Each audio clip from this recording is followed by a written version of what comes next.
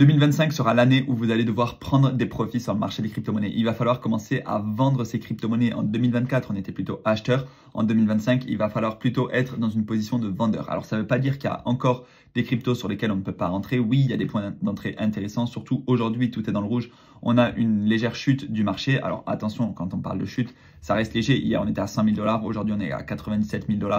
Ça reste très correct et c'est normal d'avoir de la volatilité sur le marché des crypto-monnaies. Mais globalement, il va falloir se mettre en tête que si vous avez bien fait vos devoirs en 2024, si vous avez investi correctement, si vous avez fait votre DCA sur des crypto-monnaies solides, alors normalement, en 2025, c'est le moment où il faut commencer à faire un DCA inversé. Maintenant, est-ce que ce sera au printemps 2025? Est-ce que ce sera à l'automne 2025? Quand est-ce qu'on aura un top de marché? On ne peut pas le savoir. Mais ce qui est sûr, c'est que il y a un adage qui dit « sell in May and go away », c'est-à-dire qu'avant l'été, généralement, les marchés financiers se calment un petit peu, donc peut-être vers avril-mai, ce ne sera pas inintéressant de commencer à prendre de gros profits. En attendant, il y aura d'autres indicateurs à regarder. On va faire un tour sur ce qui se passe aujourd'hui. On est le mardi 7 janvier 2025, donc déjà bonne année à tous. J'espère que vous avez passé de bonnes fêtes. Le marché était plutôt calme pendant les vacances. Parce que c'est comme ça, il y a deux périodes dans l'année où il est plutôt calme. C'est pendant les périodes de fin d'année, en fait, les fêtes de Noël, le Nouvel An, etc. Et pendant l'été, il y a plutôt une accalmie sur les marchés. Alors là, on avait bien chuté avant les vacances. Ça s'est un petit peu stagné.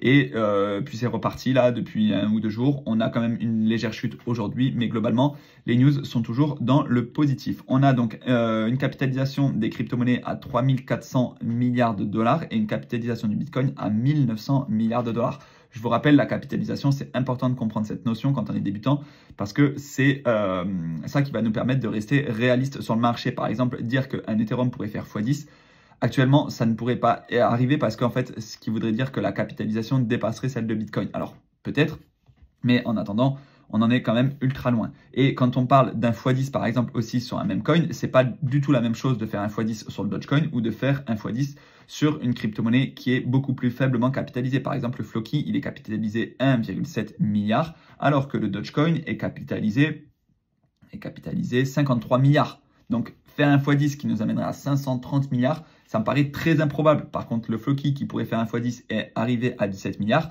ça resterait en dessous de Avalanche par exemple, ça resterait donc en dessous du Dogecoin. C'est pas impossible. Attention, ceci n'est absolument pas un conseil en investissement. Je ne dis pas que le Floki va faire x10, absolument pas. Loin de là, ça reste un même coin avec aucune utilité. Mais c'est important de capter cette notion de capitalisation. On va faire un tour sur la dominance du Bitcoin parce que je vous rappelle que pour que les altcoins puissent exploser à la hausse, il va falloir que le Bitcoin perde de sa dominance un petit peu. On est à 56,4%. On a du mal à baisser. Si on regarde sur les 30 jours, voilà, ça bouge pas énormément. Sur l'année, ça bouge assez peu aussi. Et en fait, c'est lors des phases où on a une grosse chute de la Bitcoin dominance qu'on pourra exploser sur les altcoins. On a sur CoinMarketCap aussi l'indice de la saison des altcoins. On voit que pour l'instant, on est au milieu. On n'est ni en Bitcoin season, ni en altcoin season parce que ben, voilà, cette dominance, elle est plutôt stable.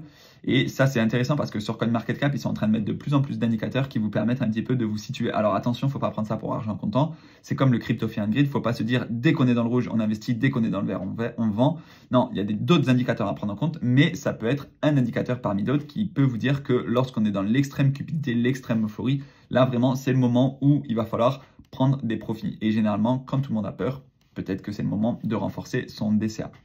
Ensuite, on a aussi le CoinMarketCap 100 Index. En fait, c'est une représentation donc des 100 projets, des 100 principaux projets en crypto-monnaie. Je vous invite à aller le consulter tout simplement. On voit encore que sur les 100 premières crypto-monnaies, là par contre, on en a 61% qui sont représentés par le Bitcoin, 13% par l'Ether et après, on a les projets dans leur ordre de capitalisation. Ensuite, autre chose que je voulais vous parler, c'est les tokens d'agents IA. Donc, les agents d'intelligence artificielle commencent à avoir un petit peu le vent en poupe, c'est-à-dire on a une narrative autour de l'intelligence artificielle qui est indéniable en ce moment. Sur ce bull run, ça va être l'une des narratives essentielles avec les reward assets, etc. Mais là, on a encore une autre narrative dans l'intelligence artificielle, ce sont les agents IA. Alors attention, pour l'instant, ça reste très faible, ça reste très volatile et il n'y a pas vraiment d'utilité, on va pas se mentir. Pour l'instant, c'est une espèce de vague de hype autour de ça. Est-ce que vraiment ça va être une narrative intéressante pour le bull run ou pas? On verra. Je pense que c'est pas bête de se placer dessus, mais c'est pas bête de ne pas trop en mettre dessus. En fait, pour moi, ce serait un peu une erreur de ne pas du tout s'intéresser à ça et de ne rien investir là-dessus. Par contre, ce serait une erreur aussi de all-in là-dessus parce que oui, l'intelligence artificielle, c'est une narrative intéressante, mais les agents d'intelligence artificielle, ça reste encore très early, ça reste très degen et ça reste, pour l'instant, ils n'ont rien réellement prouvé. Et d'ailleurs, y a quelqu'un qui le dit donc, au moins les mêmes coins ne promettent rien alors que les tokens d'agents IA font tout leur possible pour paraître légitimes aux yeux des acheteurs naïfs. Mais bon, ça c'est la thèse de ceux qui voient dans les agents IA un scam, mais il y a aussi ceux qui voient une opportunité et surtout une opportunité d'investissement. Comme le monde de la crypto, il y a énormément de scams et il y a énormément de projets en fait qui sont un petit peu il y a du vent, quoi, c'est pas grand chose et c'est beaucoup de marketing autour de tout ça. Donc, le monde de la crypto adore les scams, en particulier ceux avec des tokens. Alors, on pourrait quand même voir le prix des tokens pumper. Et ça veut pas dire c'est comme les mêmes coins, c'est pas parce qu'il n'y a aucune utilité qu'il faut pas investir dessus. Je pense que placer une petite partie de son capital sur des mêmes coins, placer une petite partie de son capital sur des tokens d'agents IA, c'est pas inintéressant. Voilà. Donc, vous le savez. Après, libre à vous de faire ce que vous voulez. Je ne vous dis pas qu'il faut absolument investir dessus, mais en tout cas, si jamais vous souhaitez investir dessus, vous pouvez aller dans les catégories sur CoinMarketCap. Ensuite, vous descendez un petit peu et vous avez les tokens d'agents IA. Alors, il faut juste le descendre, il faut juste le trouver en descendant encore un peu plus, il me semble. Je vais le trouver de suite. Non, j'ai dû descendre trop bas. Vous voyez, ça, c'est toutes les catégories qu'on a sur CoinMarketCap. Si, voilà. Agent IA. Et donc, évidemment, on a le principal dans ce secteur, c'est Virtual. Après, on en a d'autres, hein, AI16Z, on a Cerebro, on a Game aussi, on a AIXBT. Voilà, il y a plusieurs tokens d'agents IA qui commencent à avoir une capitalisation intéressante. Par exemple, pour Virtual, on est déjà à 4 milliards de capitalisation. C'est quand même colossal. Pour AI16Z, je ne sais même pas comment on le prononce, 16Z, j'en sais rien. C'est 2 milliards de capitalisation. Donc, ça commence déjà à devenir colossal. Maintenant, alors évidemment, moi, j'ai investi ce matin et hop là, on a moins 11%. Mais bon, c'est comme ça, c'est la volatilité de ce genre de token, justement, c'est tout récent. Là, il est classé 2 centièmes sur CoinMarketCap. Et après, si vous allez chercher les autres, évidemment, c'est encore beaucoup plus bas. Vous voyez qu'on peut descendre très très vite dans des crypto-monnaies à très faible capitalisation. Et comme je l'ai expliqué, plus la capitalisation est faible, plus le risque est élevé. Enfin, en tout cas, plus la volatilité est élevée. Mais c'est là aussi où on peut se viser des x5, des x10. On va faire un petit tour sur les ETF sur l'Ethereum. On voit que c'est quand même assez stable. On n'a pas grand-chose qui se passe, même si on a quand même des inflows. Là, par exemple, hier, on a eu 128 millions, avant-hier, 58 millions. Ça reste calme, mais je pense que ça pourra se réveiller très prochainement, surtout que l'intronisation de Donald Trump aux États-Unis va arriver le 20 janvier, donc d'ici 13 jours, et ça peut être un catalyseur pour le marché des crypto-monnaies. Sur les ETF Bitcoin, c'est la même chose. On a 978 millions, 900 millions. Là, on a eu des sorties nettes de 242 millions. Donc voilà, globalement, il y a un ralentissement, on va dire, au niveau des inflows sur les ETF. Mais c'est, encore une fois, pas un problème à long terme. C'est normal d'avoir des phases d'euphorie et des phases d'accalmie. Le Salvador qui toujours continue d'acheter un Bitcoin par jour. Je ne sais plus s'ils sont toujours dans cette logique, mais en tout cas, à un moment donné, Nayib Bukele, le président du Salvador, il avait dit qu'il achèterait un Bitcoin par jour. À ce cours, aujourd'hui, ils détiennent 6000 Bitcoins et donc ça représente 570 millions de dollars. Donc voilà, est-ce que ce sera le pari gagnant? C'est possible. Par contre, je crois qu'il y a eu quelques problèmes. Ils sont plus obligés, enfin les commerçants au Salvador ne sont plus obligés d'accepter le Bitcoin. Chose c'était le cas depuis 2 ans, je crois. Ils étaient obligés d'accepter le Bitcoin parce que c'était une monnaie légale. Maintenant, c'est plus forcément obligatoire. Ensuite, Hyperliquid qui lance le staking de Hype sur le mainnet. Je ne sais pas s'il y en a parmi vous qui font un petit peu de DeFi et qui vont trifouiller un petit peu les projets comme ceci. Mais en tout cas, ils ont eu un airdrop très très très intéressant. Évidemment, j'étais pas positionné dessus. Mais peut-être que là, en stakant des Hype, je ne sais pas, peut-être qu'on pourrait espérer quelque chose. En attendant, MicroStrategy, eux, ils continuent d'acheter les Bitcoins. Donc au prix de 97 000 $, MicroStrategy continue d'acheter les Bitcoins. Ensuite, le règlement MiCA, il est rentré en vigueur le 30 décembre, donc il y a presque une semaine. Il y a eu plusieurs objectifs. Donc, c'est une régulation à l'échelle européenne et notamment de la part des PSAN, en fait, toutes les plateformes de crypto-monnaies telles que Binance, Swissborg, etc., qui sont réglementées PSAN, normalement, doivent proposer des déjà des stablecoins par exemple qui sont réglementés PSAN aussi, comme l'USDC. L'USDT ne l'est pas forcément encore. En fait, il n'y a rien qui dit qu'il ne l'est pas, mais il n'y a rien qui dit qu'il l'est non plus. Donc, normalement, il y a beaucoup de plateformes qui vont commencer à délister l'USDT, à moins que Tether décide de se réglementer en conformité avec la réglementation MiCA. Mais bon, là, on en est loin encore. Et il y a aussi au niveau des échanges, en fait, si tu veux envoyer plus de 1000 euros sur un autre 1000 euros en crypto, sur une autre plateforme de crypto, là, il va falloir qu'il y ait un échange de KYC, etc. Je vous invite à aller lire le post de Raphaël Blox sur Twitter et vous aurez énormément d'informations. Et je vous ai fait aussi une vidéo concernant la réglementation MiCA et notamment sur ces deux points essentiels, l'USDT qui sont sur les exchanges et les échanges de plus de 1000 euros. Ensuite, Tangem qui a eu un petit bug pas dans son code, mais bon, il y a eu un petit bug pour ceux qui avaient une carte Tangem. Je ne sais pas si vous en avez. J'ai pas forcément creusé le sujet parce que j'ai pas été concerné parce que je n'ai pas de carte Tangem. Mais en tout cas, je sais que c'est une solution de stockage intéressante. Est-ce que du coup c'est entièrement sécurisé comme peut l'être Ledger ou Trésor par exemple? À voir. On verra comment il corrige ce petit bug. En tout cas, je crois que ça a été corrigé très très rapidement. Tether qui ajoute 7000 bitcoins à ses réserves. Donc ça représente 700 millions de dollars en BTC. Actuellement, les réserves de bitcoin de Tether sont de 82 000 bitcoins achetés à un prix moyen de 36 000 dollars par bitcoin. Donc ça, c'est colossal. Tether, c'est une entreprise. Donc c'est ceux qui émettent l'USDT et ils génèrent du cash à n'en plus pouvoir. Et donc, ils investissent une partie de leur trésorerie en bitcoin. Et ils ont donc 82 000 bitcoins, ce qui commence à faire vraiment un paquet de bitcoin. Ensuite, un parlementaire de Hong Kong propose d'ajouter du bitcoin aux réserves nationales afin de renforcer la sécurité financière. Donc là, c'est de plus en plus intéressant. Il y a de plus en plus de personnes qui veulent ajouter du bitcoin aux réserves nationales. Et on fait très rapidement un tour sur le journal du coin. Une réserve stratégique en bitcoin. La Banque centrale de République tchèque n'exclut pas cette possibilité. Donc attention, il n'y a rien qui est fait, on en est encore très loin, mais on voit quand même qu'il y a de plus en plus de pays qui commencent à s'y intéresser et peut-être qu'un jour, on aura un gros pays qui nous annoncera avoir acheté des bitcoins dans sa trésorerie, enfin dans les réserves nationales. Et là, ce sera vraiment game changer parce que les autres pays vont commencer à suivre si c'est un pays qui est quand même un petit peu important à l'échelle de l'économie mondiale. Les autres vont commencer à suivre, on aura une espèce de FOMO étatique et là, clairement, ça peut être un catalyseur extraordinaire, et même si ce n'est pas les États-Unis. Ensuite, il y a 7 ans, le jour pour jour, le 30 décembre 2017, le mineur du bloc 501 726 n'obtenait aucune récompense de bloc. En fait, un bloc, ça peut être miné. Donc, un bloc, c'est quand on sécurise des transactions sur la blockchain. Ça peut être miné sans que la récompense ne soit réclamée. Et le mineur en question a donc probablement accidentellement oublié de le faire. Et pour cette raison, entre autres, qu'il n'y aura jamais 21 millions de bitcoins émis. Parce que normalement, à chaque fois qu'on mine un bloc, on reçoit des bitcoins. Et en fait, là, il a décidé de ne pas recevoir ces bitcoins. Donc, en fait, il y en aura un peu moins que 21 millions. De toute façon, il y en a énormément qui sont perdus, etc. Voilà, c'est juste pour la petite histoire. Peut-être qu'aujourd'hui, il doit s'en mordre les doigts si c'est une erreur. Parce que à cette époque-là, il devait sûrement recevoir plus de 7 bitcoins. Enfin, je sais plus, il y a une sacrée quantité de bitcoins pour miner un bloc, et aujourd'hui 6, 7, 8 bitcoins, ça vaut quand même près d'1 million de dollars.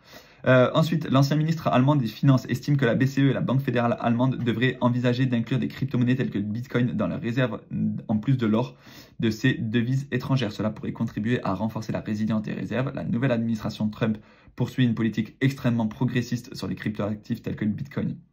Donc ça, voilà, on a de plus en plus de politiques qui s'y intéressent, et notamment donc ici en Allemagne. En plus du dollar, les États-Unis veulent également devenir le premier emplacement mondial dans le domaine de la crypto, et notamment au niveau du mining, et parce que les actifs crypto représentent désormais une part importante de la croissance de la richesse mondiale. Et effectivement, ça commence à devenir colossal, comme on l'avait vu dans la dernière vidéo.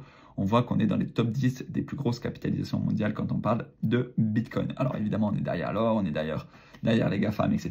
Mais on est quand même dans le top 10. Ensuite, une petite note positive pour l'année 2025. Si vous avez survécu à la faillite de FTX, la pandémie de Covid-19, le crash du Bitcoin de 69 000 à 15 000 $, l'effondrement de Terra Luna, les faillites de Celsius, les poursuites judiciaires de la SEC qui a mis des bâtons dans les roues de fou au monde des crypto-monnaies, le départ de CZ, le bear market pendant 2 ans, une accumulation frustrante entre 50 000 et 70 000 pendant plus de 253 jours, et de multiples FUD et une potentielle 3e guerre mondiale et bien d'autres événements. Alors, on mérite tous que 2025 soit notre année, pleine de succès et pleine de gains. Et comme je disais au début de cette vidéo, il va falloir commencer à être en position de vendeur pour 2025. Voilà, l'écosystème français, par contre, en 2024, il s'est quand même fortement développé, même si on est loin, par exemple, de ce que peuvent faire les Américains ou de ce que peuvent faire certains pays asiatiques, etc. On a quand même de plus en plus de projets dans l'écosystème français au niveau des cryptos. Évidemment, on a Ledger. Évidemment, on a d'autres cryptos qui sont quand même, d'autres projets qui sont quand même assez importants. Bubble Maps, Meria, c'est la plateforme de hasher, on va dire. Allez, on va pas rentrer dans les détails. Cross the Ages, Paymium, etc. CoinHouse aussi, qui est un exchange français qui te permet d'investir facilement en crypto. Voilà, il y en a beaucoup, beaucoup. Je ne connais pas tout. Waltio, c'est au niveau de la déclaration d'impôt. Il y a énormément de projets qui sont intéressants dans l'écosystème français. Donc, voilà, je vous invite tout simplement à encourager les projets français, même si ne vous focalisez pas uniquement sur les entreprises françaises. Encore une fois, ça c'est un biais des investisseurs, le biais domestique, investir par exemple en PEVA que sur des entreprises françaises, alors qu'à l'étranger, il y a des entreprises qui performent extrêmement bien. Mais d'un autre côté, avoir un petit peu son côté un tout petit peu patriote pour soutenir les entreprises françaises, ça fait du bien aussi. Ensuite, une société cotée à Hong Kong qui achète 78 bitcoins, donc pour 6,3 millions. Ça, c'est intéressant. De plus en plus de sociétés investissent dans le bitcoin. Ensuite, on ne va pas revenir sur la loi MiCA. Je vous invite à aller consulter la vidéo que je vous ai faite il y a une semaine. Binance qui a atteint le chiffre extraordinaire des 250 millions d'utilisateurs. Ça veut dire qu'un peu plus de 3% de la population mondiale possède un compte sur Binance. Et ça, c'est colossal. L'exchange vise le milliard d'utilisateurs, ce qui représente la référence pour une adoption massive. Ensuite, quelques critiques sur Bitcoin. Bitcoin va aller à zéro alors que le dollar perd de valeur d'année en année. En fait, chaque année, la valeur du dollar diminue un petit peu parce qu'on a de plus en plus de billets, on a de plus en plus de dollars en circulation et forcément, cela crée de l'inflation et donc une diminution de la valeur. Alors que le Bitcoin, ben non, on n'aura jamais plus que 21 millions. Et même comme on l'a vu tout à l'heure, on en a même un peu moins. Les probabilités d'airdrop lors du prochain trimestre de l'année selon Polymarket. Donc Polymarket, c'est un site pour faire plus ou moins des prédictions, des paris. Et donc, tous ces projets, je ne sais pas si vous les connaissez. En tout cas, c'est potentiellement des projets qui pourraient faire un airdrop. Alors, je vous invite à vous renseigner si jamais vous avez le temps et si jamais vous savez comment on fait. Moi, personnellement, je n'ai pas forcément le temps pour farmer tous ces airdrops. Mais parfois, ça s'avère très, très rentable quand on voit ce qui s'est passé avec Hyperliquid. Ether contre Bitcoin. Donc, potentiellement, on pourrait avoir un rebond parce que historiquement, Ether vs Bitcoin, c'est 80% du temps de la baisse et 20% du temps de la hausse très violente. Donc, si on a un rebond très violent, peut-être que l'Ether va surperformer le Bitcoin sur une courte période et peut-être que ça va diriger le marché des altcoins à la hausse parce que pour qu'on ait une alt season, il va falloir que l'Ether se réveille. Ensuite, Tesla, ça n'a rien à voir avec les cryptos, mais je voulais quand même vous le montrer. Tesla qui représente près de la moitié de la capitalisation boursière de tous les constructeurs automobiles du monde. Donc, on voit quand même, Tesla, c'est colossal par rapport même à Mercedes, par rapport à Volkswagen, par rapport à BMW, donc les marques allemandes, mais même les marques françaises, par exemple à Renault, donc le groupe Stellantis, etc. Ou encore les marques japonaises, Toyota. Après, Toyota, ça reste colossal, hein, mais par rapport à Tesla, en termes de capitalisation boursière, on voit que quand même, c'est eux les patrons. Et évidemment, c'est l'entreprise de Elon Musk. Après, attention, parce que c'est bénéfique comme négatif un petit peu. Ça peut être très très bien pour l'entreprise d'avoir un dirigeant emblématique comme ça, mais ça peut être aussi très négatif si jamais il décide de faire des dingueries. Et d'ailleurs, ce qui s'est passé avec les élections américaines, avec le rachat de X, etc., ça peut poser certaines questions. Bref, on va évoluer sur Metaplanet qui vise à multiplier par 5 ses avoirs en Bitcoin pour atteindre les 10 000 Bitcoins en 2025. Donc, encore une fois, des entreprises qui souhaitent investir dans le Bitcoin directement avec leur trésorerie. Et on va finir avec le récapitulatif des actus crypto d'hier. Donc, l'action Nvidia qui dépasse Apple en termes de capitalisation et donc qui devient la plus grosse entreprise du monde en termes de capitalisation. C'est colossal. Et quand je vous parle d'intelligence artificielle, d'une narrative autour de l'IA, là, clairement, on a un exemple, une entreprise d'IA qui devient la plus grosse entreprise du monde. Voilà.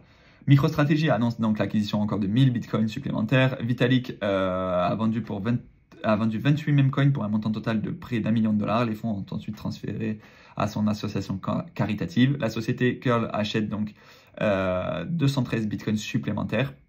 Et le Premier ministre du Canada, Justin Trudeau, démissionne officiellement. Voilà, si vous avez des questions, ça se passe en commentaire. On fait un petit point d'actu comme ça régulièrement. On va en faire plusieurs points par semaine parce que là, il va se passer des choses très très intéressantes sur 2025. Et sinon, vous avez tous les liens qu'il vous faut en description pour les parrainages pour les différentes plateformes d'échange. Par exemple, sur Swissborg, vous avez jusqu'à 100 €. Sur Binance, vous avez les frais qui sont réduits, etc. Allez voir en description, vous avez tout ce qu'il vous faut. N'hésitez pas à aller me suivre aussi sur Instagram, sur TikTok, partout, sur YouTube. Et on se dit à très bientôt pour une prochaine vidéo. Prenez soin de vos investissements. Je vous rappelle que ceci ne constitue en aucun cas un conseil en investissement. Par exemple, sur les agents IA, renseignez-vous, mais ne faites pas n'importe quoi. Attention, ça peut être très volatile et ça peut être un feu de paille. En fait, ça finit à zéro dans quelques semaines. Donc, soyez prudents avec vos investissements. À très bientôt. Ciao.